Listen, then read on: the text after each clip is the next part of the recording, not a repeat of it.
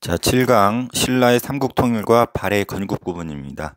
여기서는 이 발해 건국 부분을 볼 건데요. 먼저 핵심 내용부터 정리해 볼게요. 자, 발해를 세운 사람은 대조영입니다. 발해랑 관련해서 여러 왕들이 있겠지만 시험에는 요 4명의 왕 구별하는 게 시험에 나옵니다. 먼저 대조영은 발해 건국한 걸로 유명하죠. 고구려가 망하고 고구려의 사람들이 당나라로 끌려가게 됩니다. 근데 거기에서 거란족이 반란을 일으키는데 그 틈을 타서 이 대조영이 일부 말갈족과 일부 고구려 유민들을 이끌고 동쪽으로 와서 동모산에서, 여기 동모산 있죠, 여기에서 세운 나라가 발해라고 합니다. 이로써 아래에는 신라, 북쪽에는 발해가 들어서면서 남북국 시대가 시작되었다라고 얘기합니다. 자, 무왕하면은 이 무자가 싸울 무자예요. 우리 무신, 무술할 때 무자예요. 그래서 선생님이 vs를 한 이유는 대결을 합니다. 누구랑 대결하냐면 당나라랑 대결을 해요. 그래서 당나라 위에 돌궐이 있거든. 그래서 돌궐과 손잡고 또 아래 일본과 손잡고 무왕은 당과 대결을 합니다. 그래서 선제적으로 산둥반도, 오른쪽 지도에서는 이쪽 부분 있죠. 뾰족히 튀어나온 이 부분을 산둥반도라고 하는데 이 산둥반도를 선제 공격을 합니다. 이때 보냈던 장군을 장문휴 장군이라고 해요. 여기를 산둥반도라고도 하고 등주라고도 하거든요. 그래서 등주의 관리인이었던 사람을 장문휴가 죽이게 됩니다. 그래서 무왕 때는 당나라랑 싸우고 사이가 좋지 않았다라는 거. 분은 문신할 때 문자예요. 그래서 이때는 싸우기보다는 사이가 좋습니다. 그래서 당과 친선 관계를 유지했던 것이 문왕 때라는 거. 그래서 당나라가 그래도 이때 선진국이었기 때문에 당나라의 문화를 수용을 합니다. 우리 2학년 때 배웠을 거예요. 당나라의 삼성육부. 그 당시 때 동아시아에 영향을 끼쳤던 것이 삼성육부인데 발해도 역시 받아들이게 됩니다. 그리고 주변국하고도 친선 관계예요. 원래 신라하고 당하고 친하기 때문에 신라랑 사이가 좋지 않았는데 당나라하고도 사이가 좋아졌잖아요. 그래서 신라하고도 사이가 좋아지면서 신라도라고 하는 길을 통해서 교육을 하게 됩니다. 그리고 일본에 사신도 보냈고, 그리고 수도를 천도했습니다. 천도란 말은 수도를 옮겼다라는 건데 중경에서 상경으로 옮겼는데 거의 대다수의 발해의 문화 유적지는 이 상경에서 나오게 됩니다. 발해의 수도는 5개인데 오른쪽에 나올 거예요. 그중에서 가운데 있었던 수도에서 상경, 위쪽에 있었던 수도를 옮겼습니다. 그래서 상경 단어 좀 익숙하게 해보세요. 그다음 선왕입니다. 선왕은 뭐라 그럴까요? 전성기. 옛날 고구려 땅을 다 차지했었고 지방제도제 때 땅이 넓어지기 때문에 수도 5개에 15부 62주라고 하는 지방제도가 확립이 됩니다. 딴 거 몰라도 이건 알아두세요. 해동성국이라고 불렸대요. 중국 애들이 쓴 표현인데 해동, 바다 동쪽의 성국, 융성한 국가이다. 그래서 중국 기준으로 바다 동쪽의 융성한 국가라고 불릴 정도로 최전성기를 누렸던 시대가 발해의 설왕 때라는 거. 성왕이 아니에요. 선왕이에요.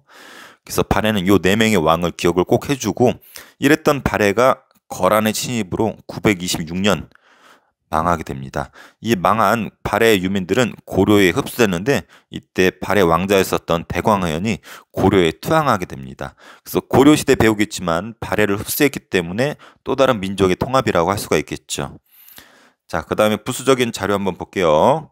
자, 아래쪽 보면은 발해 연호가 나옵니다. 그래서 이 4명의 왕에 대해서 이름과 연호가 나오는데 딴 건 몰라도 무왕과 문왕의 연호는 알아두세요. 인한, 대흥, 인대. 이 연호는 앞에 배웠어요. 우리 광개토대왕이 최초로 우리 민족 연호를 썼는데 영락이라는 걸 썼었죠. 이것은 황제만 쓸 수 있는 거였고 그 당시 때 중국 당나라만 황제를 썼었기 때문에 발해도 연호를 썼다는 것은 당과 대등하다는 의식, 독자적인 의식이에요. 황제 나름대로의 연호를 제정했는데 무왕 같은 경우 인한 1년, 인한 2년, 인한 3년. 중국 동아시아에서는 중국의 연호를 따랐었는데 우리가 독자적인 연호를 썼단 말이야. 그 황제가 즉위하면 그 황제의 연호를 씀으로써 독자적인 세계관을 엿볼 수가 있습니다. 자, 오른쪽 발해 영역입니다. 옛날 고구려 땅보다 동북쪽은 더 치고 나갔죠. 그래서 엄청 융성했었던 나라가 발해이고 남쪽에 신라가 있습니다. 그래서 남쪽에 신라, 위쪽에 발해 합쳐서 남북국 시대라고 해요. 근데 이 남북국 시대라는 표현이 쓰인 건 얼마 안 됩니다. 이 유득공이라는 사람이 발해고라는 책을 썼는데 여기에서 최초로 썼다고 하죠. 참고로 유득공은 조선시대 사람이에요. 그것도 조선 후기. 그래서 조선 후기 때나 남북국이라는 표현을 썼지 그 전에는 발해를 우리나라 역사로 인식하지 않았던 것 같아요. 말갈족들이 있었기 때문에 우리나라 역사를 인식하지 않았는데 이 유덕공이라는 사람이 고맙게도 우리의 역사를 인식을 했습니다. 뭐라고 썼냐면 이렇게 썼어요. 부여씨가 망하고, 이건 백제를 말합니다. 고씨가 망하고 고구려. 그래서 백제 망하고 고구려 망하고 김씨가 남쪽을 차지했다. 김씨가 독점한 건 신라죠. 그래서 요 신라. 그리고 대씨는 북쪽을 차지했다. 대조영을 말하죠. 그래서 이름을 발해라고 했는데 이것이 남북국이다. 그래서 여기 보면은 김씨가 남쪽을 차지한 것은 신라를 말하는 거고 대씨가 북쪽을 차지한 건 대조영의 발해를 말하는 거죠. 그래서 여기 남북국이라는 표현이 최초로 나오게 되고 조선시대에 학자였던 유덕공이 썼다라는 거 꼭 알아두기 바랍니다. 요때부터 우리나라 역사로 인식을 했었고, 근데 요게 왜 중요하냐면 발해를 중국의 역사라고 우기는 중국 애들이 있기 때문에 이러한 기록이나 남북국이라는 표현은 아주 강조되고 있고, 이번에 3학년 교과서가 개편됐잖아요. 여기 남북국이라는 표현이 강조가 되어 있습니다. 그래서 이 부분 꼭 알아두기 바라요. 그러면 발해가 우리 역사라는 증거가 있어야 될 거 아니에요. 그 근거, 이거 시험에 무지 잘 나옵니다. 먼저 대조영이 고구려 귀족의 성씨예요. 대씨가. 그리고 지배층이 고구려민이 되어 있어요. 그리고 발해가 일본의 국서, 나라를 대표하는 글을 보내지었는데 거기 고려왕이라고 칭호가 되어 있어요. 고려왕 대흠무다. 대흠무는 여기 문왕이에요. 고구려를 고려라고도 했습니다. 구자가 빠진 게 아니라 고구려를 고려라고도 했기 때문에 발해가 고구려를 계승했다라는 거 명확히 쓰여져 있죠. 또 문화가 유사성이 있어요. 이러한 것도 이따 옆에 보겠지만 이러한 문화재들이 고구려랑 똑같아요. 그리고 유덕공의 발해가 위에서 얘기해 있었고, 그리고 발해가 망한 뒤에 왕자 대광형이 발해 유민과 함께 고구려를 귀순했기 때문에 고구려 사람들 흡수했잖아요. 그래서 고려로 계승되었다라는 거. 그래서 요 증거 시험 잘 나옵니다. 발해 통치 조직은 중앙은 삼성육부예요. 이 아래쪽에 나와 있죠. 당나라 거 아까 여기 문항 때 받아들였다고 그랬죠. 그래서 성 3개의 육부로 이루어져 있는 삼성 육부가 발해 기본적인 중앙 조직이고, 지방은 아까 본 것처럼 5경, 15부, 62주. 그래서 여기 잘 보면 상경, 동경, 중경, 서경, 남경에서 경자가 5개 들어가요. 경은 수도 경자예요. 그래서 수도가 5개가 있었고, 군사는 중앙을 지키는 십위라는 것이 있었습니다. 근데 발해가 당나라의 삼성육부를 따라했다고 그랬잖아요. 근데 그대로 따라한 게 아니야. 나름대로 독창적인 부분이 있었습니다. 어떤 부분이 그러냐면 삼성의 명칭이 달라요. 요 아래 부분은 중국의 당나라의 관제인데, 당나라는 상서성, 문화성, 중서성이라고 그랬는데 발해는 정당성, 선조성, 중대성 해가지고 명칭을 달리했어요. 그리고 중국과 다르게 정당성에 권력을 집중시켰습니다. 정당성 아래 권력이 집중돼 있죠. 육부의 이원적 구성이에요. 이원적이라는 것은 둘 이자예요. 보면 좌사정, 우사정으로 육부를 둘로 쪼개놨죠. 여기 3부, 3부. 그래서 좌사정, 우사정 해서 2개로 쪼개놨다라는 거. 육부의 명칭이 유교 명칭이에요.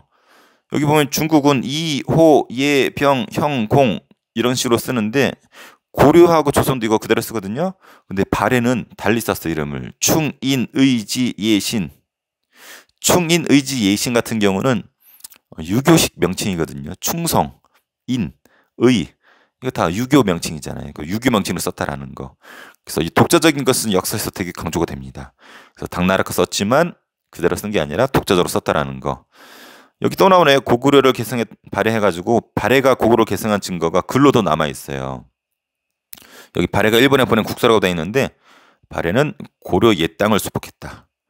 고려 국왕 대흠무가 천황의 승하 소식을 듣고 문안한다 라고 해서 고려 국왕이라 써 있죠. 대조영은 고려의 별종이다. 일본 천황은 삼가 고려 국왕에게 문안합니다. 일본이 고려에 발해 보낸 문서에서도 고려 국왕이라고 되어 있어요. 자, 이 아래는 문화적인 걸로 고구려를 계승했다는 증거예요. 온돌이 똑같이 생겼어요. 막새도 똑같이 생겼고, 침이 지붕 위에 얹는 것도 똑같이 생겼어요. 토기도 거의 비슷하죠? 그래서 왼쪽 게 발해고 왼쪽 게 고구려고 오른쪽 게 발해 건데 똑같이 생겼어요. 근데 무덤 양식도 똑같아요. 구일식 돌방 무덤의 천장 구조가 모조리 구조라고 그랬죠. 모서리가 줄어드는 거. 이게 고구려고 여기 발해 건데 똑같이 생겼어요. 그리고 발해 상경성에서 출토가 된 이불병자상, 이불병자란 말은 이불, 두 개의 부처가 있고 병좌, 다리를 틀고 있다. 돌사자상, 돌로 만든 사자상인데 요것들도 발해랑 고구려랑 똑같이 생겼다고 합니다. 그래서 남북국 시대 남쪽에 신라, 북쪽에 발해 배웠고 발해는 고구려를 계승했다라는 거 배웠습니다. 핵심 내용 한번 정리해 볼게요. 자, 발해에서는 요 4명의 왕 구별하는 거 시험에 잘 나옵니다. 특히 대조영은 너무 유명하고 요 3명의 왕 구별하는 게 거의 시험에 나와요.